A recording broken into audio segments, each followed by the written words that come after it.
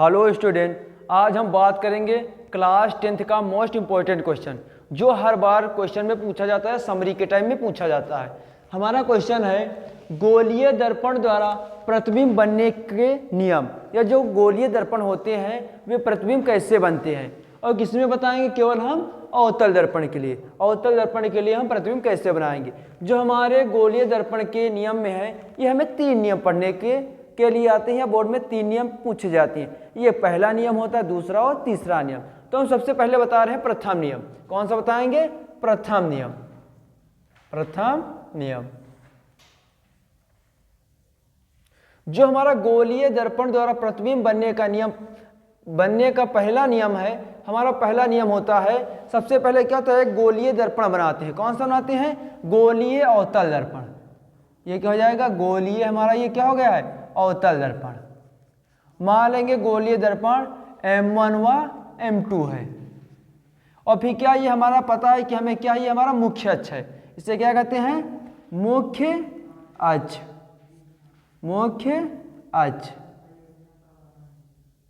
और फिर क्या है, हमें बताना है गोलीय दर्पण का प्रथम नियम। तो गोलीय दर्पण के प्रथम नियम के अनुसार मुख्य अक्ष के समांतर क्या है, यह मुख्य अक्ष है। तो मुख्य अक्ष के समांतर आती हुई प्रकाश किरणें, या मुख्य अक्ष के समांतर आती हुई प्रकाश किरणें दर्पण से टकराने के पश्चात मुख्य फोकस से जाती हैं। कहां से जाती हैं? मुख्य फोकस से जाती है। रिपीट कर रहे हैं, माना दर्पण M1 तथा M2 है। प्रकाश किरण मुख्य अक्ष के समांतर आती हुई दर्पण से टकराने के पश्चात मुख्य फोकस से जाती हैं। ये हमारा क्या है? अवतल दर्पण का प्रथम नियम है। सेकंड नियम हमारा क्या है? द्वितीय नियम बता रहे हैं। द्वितीय नियम हमारा जो द्वितीय नियम होता है, द्वितीय नियम में हमारा होता है कि ये हम क्या बना लेंगे, ऐसे हमारा हो जाएगा एक अवतल दर्पण। इसमें होता है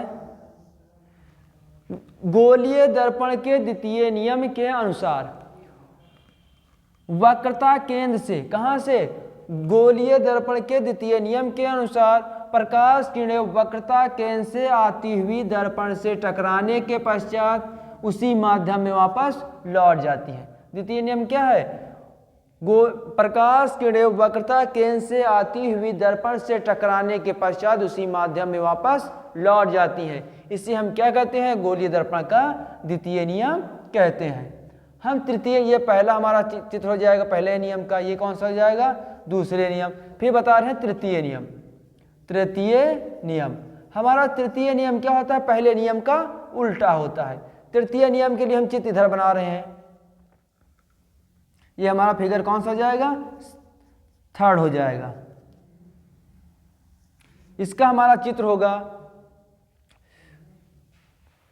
ये मुख्य फोकस हो जाएगा। गोलीय दर्पण के तृतीय नियम के अनुसार मुख्य फोकस से क्या है? मुख्य फोकस से आती हुई प्रकाश किरणें दर्पण से टकराने के पश्चात मुख्य अक्ष के समांतर हो जाती हैं। ये क्या है? ये हमारा गोलीय दर्पण का तृतीय नियम है। तीनों नियम एक बार रिपीट कर रहे हैं, क्योंकि जो हमारा ये नियम है ये क्लास 10th में मोस्ट इंपॉर्टेंट है और अधिक मात्रा में पूछा जाता है। बताएंगे गोलीय दर्पण द्वारा प्रतिबिंब बनने के नियम। हमारा प्रथम नियम है। प्रथम नियम के अनुसार बताएंगे, माना दर्पण M1 तथा M2 है। कोई प्रकाश किरण मुख्य अक्ष के समांतर आती हुई या आपतित होती है किस पे? दर्पण से टकराने के पश्चात मुख्य फोकस से जाती है। देखो, अगर हम किताबी भाषा बताएंगे तुम भूल जाती हो, इसलिए हम अपनी भाषा बता रहे हैं। गोलीय दर्पण के मुख्य अक्ष के समांतर आती हुई प्रकाश किरणें दर्पण से टकराने के पश्चात मुख्य फोकस से जाती हैं या गुजर जाती हैं। इसे क्या कहते हैं? गोलीय दर्पण का प्रथम नियम। द्वितीय नियम में क्या होता है? हमारा द्वितीय नियम में होता है गोलीय दर्पण के वक्रता केंद्र से आती हुई प्रकाश किरणें दर्पण से टकराने के पश्चात उसी माध्यम में वापस लौट जाती हैं। तृतीय नियम में हमारा क्या है? तृतीय नियम पहले नियम का उल्टा है। गोलीय दर्पण के मुख्य फोकस से आती हुई प्रकाश किरणें दर्पण से टकराने के पश्चात मुख्य अक्ष के समांतर हो जाती है। ये क्या है? ये हमारा तृतीय नियम है। जो ये तीनों नियम है बहुत अधिक मात्रा में या बहुत अधिक मात्रा में पूछे जाती हैं।